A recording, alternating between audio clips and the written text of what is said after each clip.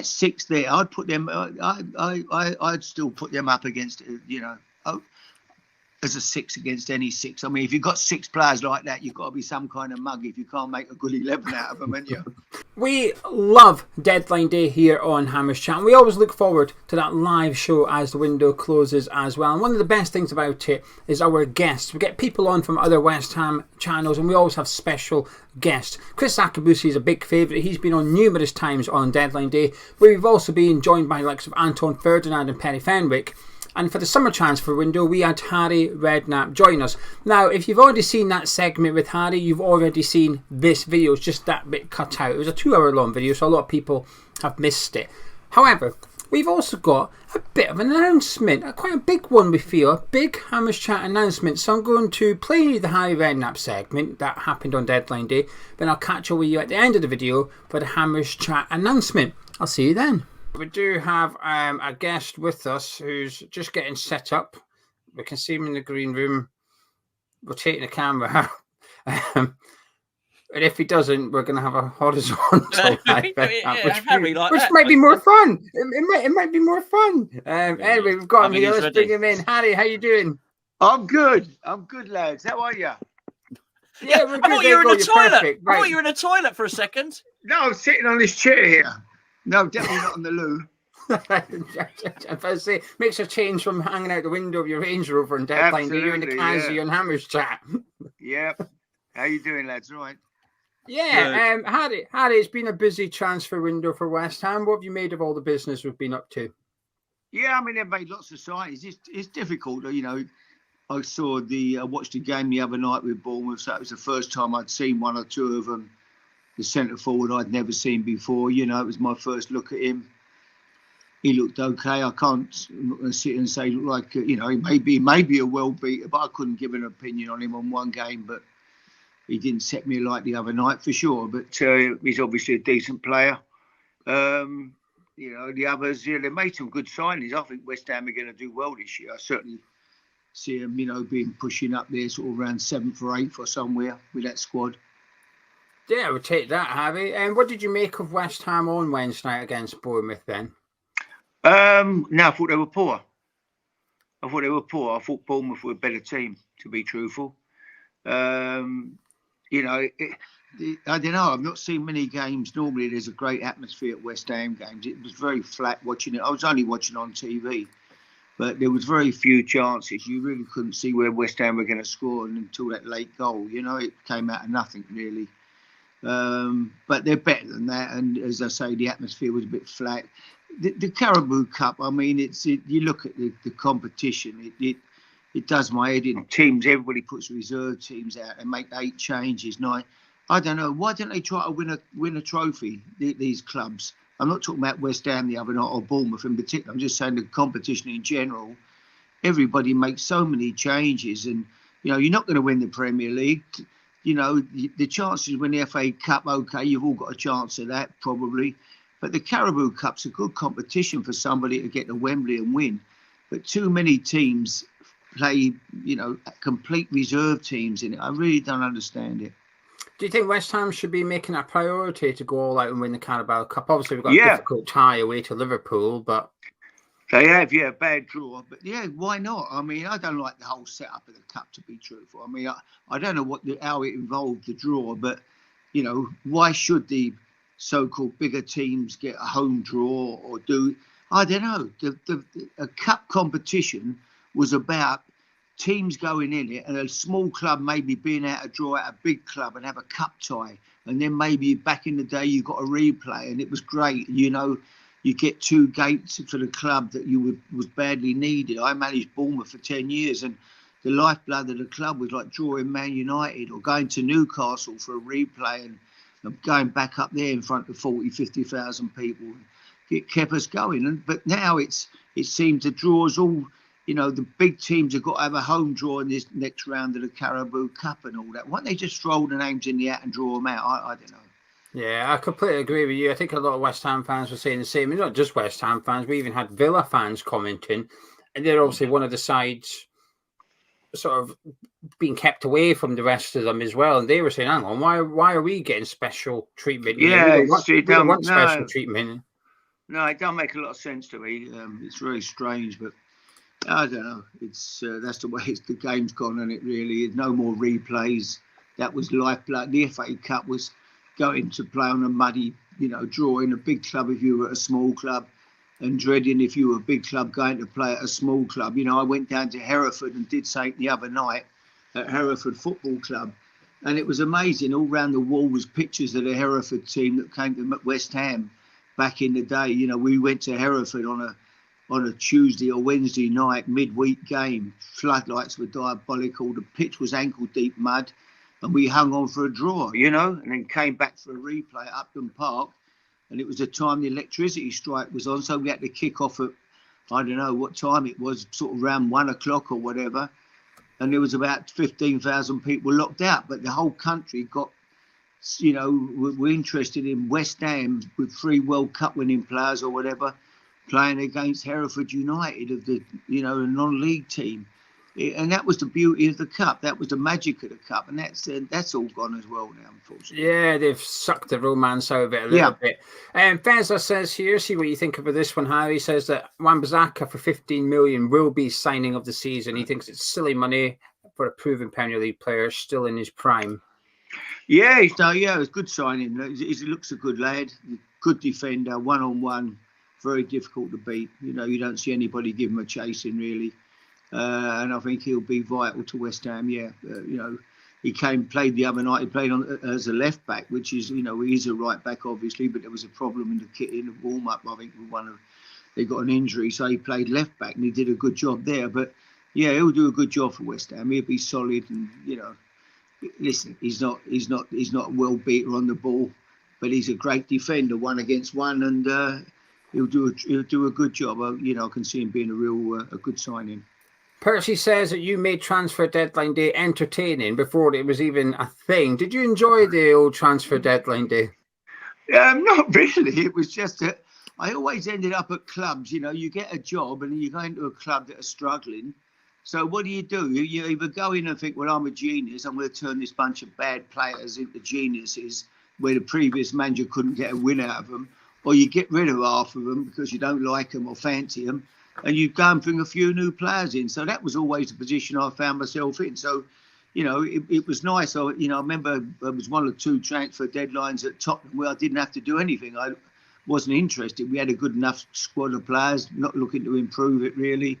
And so we just sort of got on with it. But in the main, I tended to be at places where we needed to do something or we'd get relegated or whatever. So that was the reason. And I used to I always stop because, them guys who stand outside, whether you like them or not, they work for Sky Television. They're out there all from 7 o'clock in the morning, winter, the Christmas one, January one, whatever, when it's cold and raining and horrible day, and they're out there. Their job is to get an interview or get some information back to the club. So I used to stop and give them my time, and I used to bring them in the afternoons. You ask Gary Cottrell, who's well known on, I'd bring him in for a cup of tea and a bacon sandwich with a camera crew. And they've got a job to do. And so I used to just really stop. I couldn't be rude just going past them. Even if I didn't need to stop. It didn't help me in any way or shape or form stopping talking to them. But it certainly would have helped them with their job. Rudy Allen's asking, can we hear who you consider to be the most significant signing you made at West Ham? I would say Paolo Di Canio. Paolo was a genius, wasn't he? It was a gamble for me. It was a massive gamble. I took Paolo after he'd pushed a referee, Mr. Alcott, over. And, I remember Terry Brown, putting his head in his hands when I told him I wanted to sign Di Canio. He said, anybody but him, please. And I remember a Sunday newspaper, the headlines were Redknapp walks tightrope with no safety net under him, signing Paolo Di Canio. He'll get me the sack for sure. But he was a genius. I loved working with him. He was just special. He could do things that nobody else could do. Jeff saying he misses the football that we had under yourself. It was a great watch. Would you fancy being in charge of the players we've currently got with likes of Paqueta, Kudus and Bowen? Yeah, good. Yeah, I love them sort of players, people that can do something. We had lots of them, we had, when you looked, you had all them kids coming through were fantastic young players, weren't they, really? Frank, Rio, Joe Cole, Jermaine Defoe, Michael Carrick. Glenn Johnson, just incredible bunch of kids, and then we had lots of other. We played with two wide men most of the time I was there, and we played with two up whenever. We had old Berkowitz who could pick a pass like nobody you've ever seen. What a fantastic footballer old Berkowitz was, So yeah, they were good times. Two great strikers, John Hartson and Kitson, came in, and then we had Paolo Di Canio and Freddie Canuti. We had a lot of good players. Harry, I've got a question for you actually. Yeah. Thinking back to those good old times. Looking at football now, do you think that there's a lot of it does seem really midfield dominated? And obviously you speak about bringing in Hartson and Kitson. A lot of the time you'd play with a two up front, and we're now sort of into the realms of not just playing. I've seen so many of your teams over the years, mate, and you would almost play one stopper in midfield, somebody to break up play, seeing it almost moving towards a fashion of almost playing two of them now. What do you think of that and the way football's gone in that sense? Well, I do. I must admit, I don't think it's the most exciting. I look at it now, watch a lot of games where I think, my God, someone's going to have a shot in a minute. Oh, hang on, we've only been playing for 38 minutes or so, It's we come out, everybody wants to play from the back. It takes you 10 minutes to get the ball up the field. No, I don't think it's overexciting, and I don't want to sound like, it was great in our day, but I don't know. It was different, wasn't it? It was different. Your club, West Ham. You went there. It was all local boys. Everybody at that football club was local. They all came from Canning Town or Barking or Dagenham or somewhere. Poplar. We was all local boys really, and we all just. It was a fantastic time there, the supporters were amazing, the old chicken run and, the atmosphere when they sung Bubbles there in them days. It was a different, very, very different atmosphere. And when I look back on it, it wouldn't happen now. We used to come in during the summer when we had like a 8-week break, we'd come in, or we used to go over to Chigwell to Hainault Golf Course. There was a big field there. It was like... and it was in good nick, the field. We used to go over there on a Sunday morning. Moro and all the boys, Frank, all the lads would all come in, and we'd have a few of our mates who would, used to Terry Creasy, Frankie McDonald, who were two ticket touts. They'd be over there, and we'd have like Greavesy when he came would come. We'd have a 12-a-side game over there for about 2 hours on a Sunday morning, and then we'd all go around the retreat pub in Chigwell for a drink, Very different days. We was all mates, really. I think now it's lost all that, isn't it, really? You went to the football club and you stayed there till they wanted to get rid of you. You didn't go and I'll come here a year or two, kiss the badge and move on again. You went there until the manager said, look, I'm going to get someone, I need to sell you, I'm going to get somebody else better, whatever. And off you went. But that was how it was. But I think it's very different now. Bluff says if you could choose one player from your time in management to play in this current team, he's not restricting it to West Ham, so choose anyone you want, I guess, Harry. Who would you pick? Oh, Gareth Bale was amazing. What a talent he was when he was United at Tottenham for 4 years. He was unplayable, really. Unplayable. He picked the ball up and ran 80, 90 yards with it and smash it in the back of the net or something. It was crazy how good he was. 6'3", 6'4". Unbelievable edit, dribble, shoot, right foot, left foot. He was a complete all-round player, but probably my favourite, Luka Modric, would be up there with the best players I had. He was an incredible footballer, a great person, humble guy, just lived for football every day, come and train, never argued or wanted to, just got on with everything you asked him to do, worked hard, just lived for the game, absolute professional, family man. He'd have been special. And then obviously the kids I had, like the Canio, but the Paolo was amazing. And then you had them kids I mentioned just now. They were great players, them young lads. And that was to see them coming through and go to Chadwell Heath every Saturday morning. I used to go and watch the youth team play when we played at home. I'd go there, watch the first half, 15 minutes of the second half, and then go back to Upton Park ready for the first team game. But to watch them kids coming through, knowing that West Ham were going to get, suddenly Rio, my God, what a player, what a Rolls Royce. And the other lads, Joe was a genius of a kid, it was great. They were great times. You know, in the future that West Ham, if they'd have kept the boys, who knows where they'd have finished up. Right then, we'll whiz through the last question. I don't want to keep you too long, Harry. No problem. Robert's just saying that he remembers you letting fans in at Chadwell Heath to watch the training. Barry's saying you had Upton Park rocking. The fans absolutely loved you. And Ashton is saying that you're a top bloke and you're the first coach when he became a West Ham United fan. But one question I want to ask is kind of in relation to what Gonzo was speaking. It's from Iggy. He said, what is the West Ham way? Because obviously recently there's been a couple of previous former West Ham managers sort of dismissing the West Ham way. Do you think it's a thing, or do you also think it's a bit of a myth? No, I think what happened there, you had Ron Greenwood, who was a manager. Ron was the best football coach I've ever seen. I've never seen anybody to this day who could come anywhere. He was unbelievable genius of a football coach. You know, there was, back in them days, you know, overlapping fullback, people making 2 against 1 from just, that was what he did in training. He came in with these incredible ideas, near post runs, you know, wingers would get it back in the day and hang the ball up in the air for a centre forward to come and try to head it. Suddenly he's got Hursty or Martin Peters pulling away and leaving space, attacking space, and you'd put the ball into the space and they'd arrive. All that type of stuff, and that's the football they played. But you had people then like Bobby Moore, you had Jeff Hurst, you had Martin Peters, you had Trevor Brooking, Billy Bonds, and before them you had Budgie Byrne, who was just an incredible 5'7" centre forward, a genius of a footballer. And there was that, so Ronnie Boyce and all them lads. So they played a style of football that, they could play that football because they was all fantastic footballers.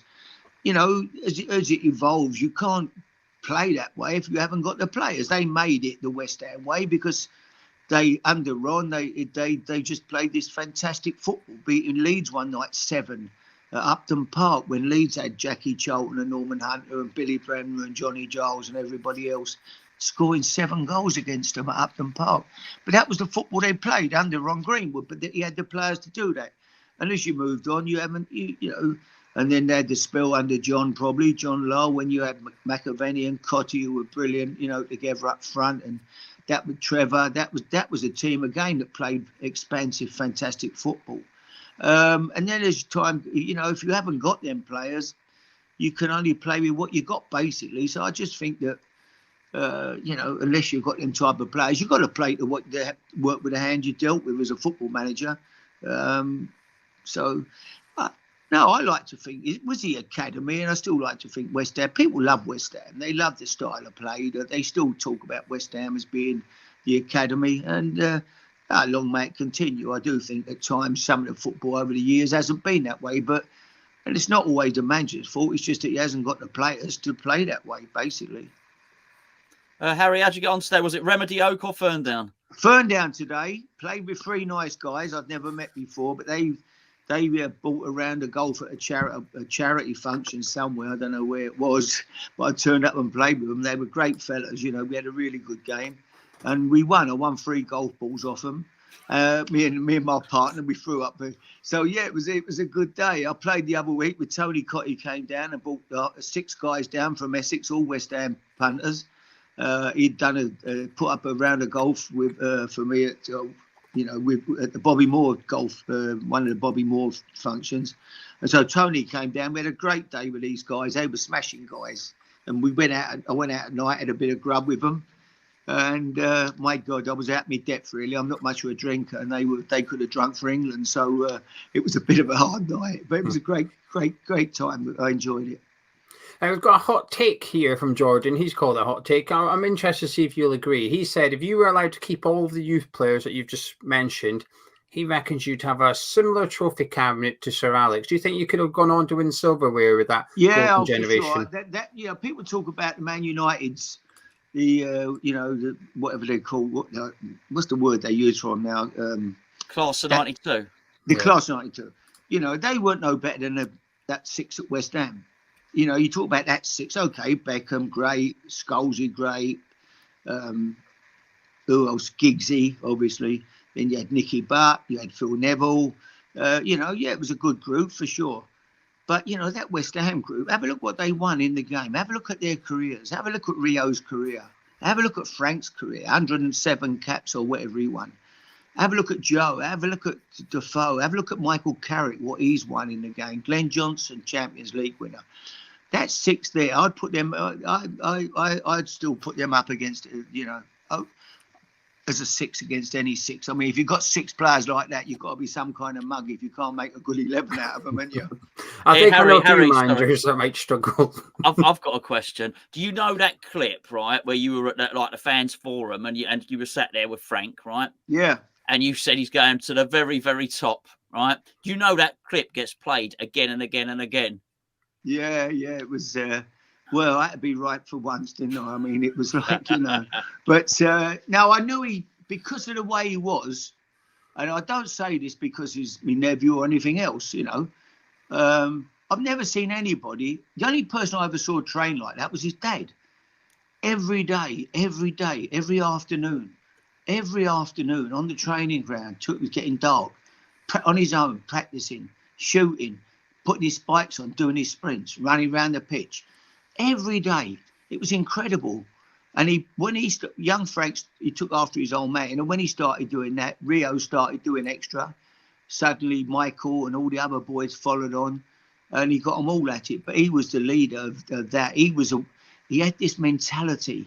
You know, when you think about it, how strong a character he must have been, because it wasn't easy for him at West Ham, was it? He got grief, he got stick in it, but he came through. He'd come back and play for Chelsea and score, wouldn't he? And, you know, he was so strong. He was so strong a person and a character. He was amazing, really, what he did. He wouldn't have been the most talented. He wouldn't have been better than Joe or Rio at that early age. But he had this desire just to want to be a footballer so bad, and nothing was going to stop him. And he's a great example. You know, I say to the kids now, look what you can achieve. Look what he done every day. Practice, train. And you can be what you want. And that's what he was. It was amazing to see him do it, really. Before we take the last question for you, Harry, and we let you disappear, Gaz just says, what a legend you are. You are his favourite all-time West Ham manager. Oh, I wouldn't be in the same class as Ron Greenwood, you know, and probably John Lyall, to be fair. It's amazing clubs, see, West Ham. You look at the managers in what, I don't know, I'm guessing the figure, but I think it was around maybe 80 years or something. They had 4 managers. That is what the club was. It's a special, and I'm not saying it, it's a fantastic special football club. And, you know, even now, I've got a picture on my wall, the size of the wall, Bobby swapping shirts with Pele. I could talk about Bobby and cry. That's how it gets me. That's how I am with him. You know, I just loved him. And it's a special club, West Ham. It always will be. And you go elsewhere, you move on. That's your life. You know, you're a professional. You manage this club, and you do. But I started at West Ham. I went there. You know, I left school at 14. Played in that youth team the first year. Won the FA Youth Cup. And played in front of 30,000 people at Upton Park. West Ham's when people say to me, "Oh, West Ham's a small club," it's not a big. It's a massive club. He's proved it now. They sell out every week. Look at the amount of people can't get tickets, 60,000 or whatever they hold now, you know. So, yeah, West Ham is a special football club. Well, there's nearly 2,000 people watching, Harry, and there's a lot of love for you in the live chat. There's loads of lovely comments. We could be here all night, go through questions, but I'm going to finish it off with this one from Major. And he says, what jam is the best jam for jam roly-poly? I don't know. I love it. That's my food, you see, pie and mash. If you said to me, Harry, you're going tomorrow, mate. I'm sorry. You got one last meal. I'd go and have pie and mash. Probably have a few jellied eels on the side somewhere. Have a few eels with plenty of vinegar and pepper on. And a bit of jam, roly-poly and custard. Probably strawberry jam, I think we'd have in it. Plenty of thick, lumpy custard. That's it. That's the old East End. That's what my nan used to feed me on when I was growing up. Yeah. Well, perfect. Harry, thank you so much for joining us. Lovely talking. Anytime, guys. I'm always around. If you're bored, give me a ring. He might regret saying that because we've already taken him up on his offer. And our big announcement tonight, and something we're really looking forward to, is that Harry Redknapp has joined Hammers Chat. From now on, we will be producing a podcast with Harry every single month over on Patreon, grabbing his views as a fan on all things West Ham. We'll be discussing player performances, tactics, Lopetegui, the results, the transfer window. Plus, he'll be answering questions every month from our patrons, giving us all the stories from his days of playing and managing West Ham United. But also, occasionally throughout the season, he'll be appearing right here on this YouTube channel, talking about certain subjects as well as interacting with our subscribers. And we cannot wait to get started. We're very excited about this. Gonzo, who, by the way, is ecstatic about this. Gonzo is very, very excited for this one. But when I spoke to Gonzo earlier, he said top 10. This is in the top 10 things to happen to Hammers Chat for him. We've been doing Hammers Chat nearly 10 years, just under 10 years we've been doing Hammers Chat. A lot of things can happen in a decade. A lot of things have happened in a decade. But immediately Gonzo said, hi then, that podcast, bang, it's in the top 10 for him. He loves Harry. I'm really looking forward to getting started with him as well. Now, I need to go and pitch Patreon, where this monthly podcast is going to live. If you've got no interest in Patreon, I completely understand why you wouldn't. Now's the time for you to disappear. But before you do, please do drop a like on the video by clicking the thumbs up, and I will catch up with you tomorrow. However, for the rest of you, stick around. Interesting bunch of people that have stuck around now. If you're listening at this point, you fall into one of a few categories, don't you? Category A, you're just nosy. You've got no intention of joining Patreon, you're just nosy. Category B, this is the pressure category for me. You're on the fence, you're unsure, you're debating joining Hammers Chat Patreon, you're giving me an opportunity to pitch it to you. You're sitting there, go on then, Geo, I'll give you 3 minutes, give it your best shot, do it well, I'll join up. Blow it, I ain't joining. Go. That's the category I'm trying to appeal to the most. Then we've got category C, the loyal, dedicated, hardcore Hammers Chat fans. The patrons are probably already in this category. If you're a patron, you're probably in category C. You're just letting the video play out. You're helping this video out. You're trying to beat the algorithm on YouTube. You're the addicts, the group that are Hammers Chat till I die. But also the ones that are sat back going, go on then, let's see how you do it for category B, Gio. Good luck. But anyway, category B's, this is for you. Why should you join Hammers Chat Patreon? Well, also you get more videos. If you took Hammers Chat Patreon away, we would not be doing content on YouTube for free. It's as simple as that.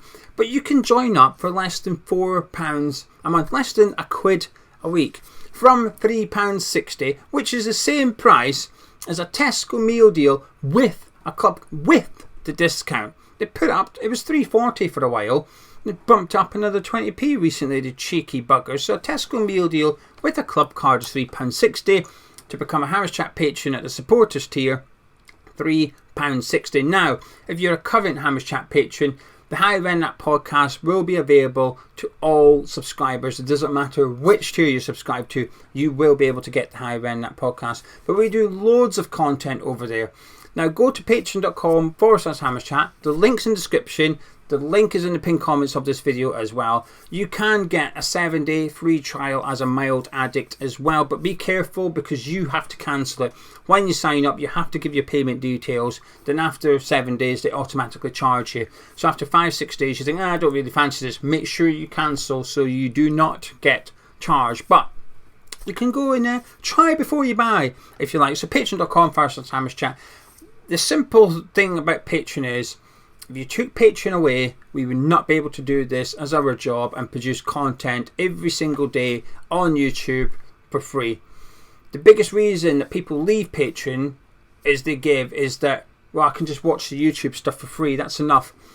But if you took Patreon away, you wouldn't have that stuff on YouTube for free. So even if you think, I don't want extra content, but if you want to support Hammers Chat, if you don't mind giving us £3.60 per month, less than £1 a week, Patreon is the best way of doing it.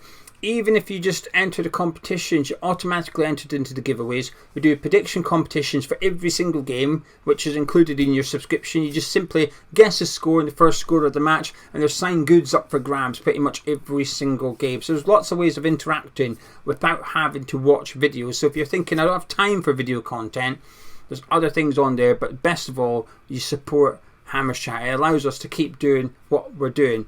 There you go. That's my pitch category B. That's persuaded you. Patreon.com/Hammers Chat, because from now on, every single month, we're going to be doing a podcast with Harry Redknapp I can't wait.